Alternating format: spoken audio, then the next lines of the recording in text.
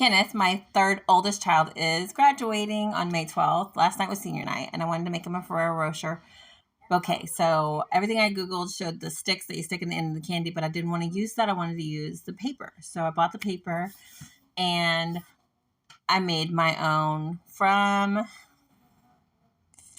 a collaboration of other people's. So I got the paper, and I used red construction paper for this part of it. So I looked up a video that showed you cut these 12 by 12 squares and you fold them in half at an angle, so off center. And then you're going to fold them into a little circle. It makes like a cute little cup. Kind of looks like a tulip or a flower.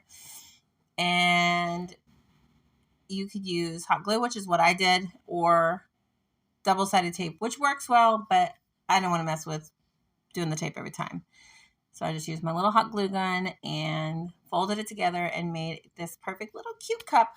And then you grab your candy, your Ferrero Rocher, and you stick it in there and you try to figure out where you need to glue it.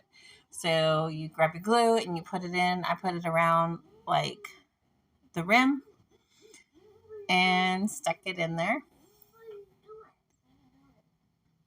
And then after you have all of these made, which I did 24 of them, you go and you take your construction paper and you cut it in half. And you're going to cut it long ways in half. No, sorry, short ends at half. And so you roll it from the short end into a cone and you put glue at one end and the other. And I rolled it against the table because it made it easier and less messy. And it made it stick better.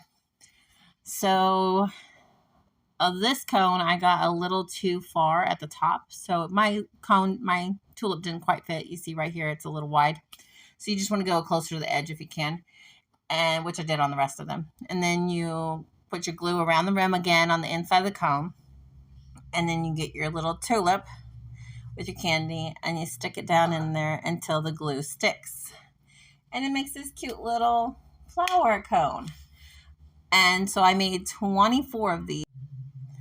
And after I had them all done, I started to put them in this vase and try to get an idea of what they would look like and surrounded by paper. And I loved it and it came out cute, but it wasn't easy to hold with one hand. So I wound up going with a large cardboard tube, a very strong one. I put my rose in it and I glued them all around it. And then I wrapped it with paper and a little red ribbon. And this was the end result with my son.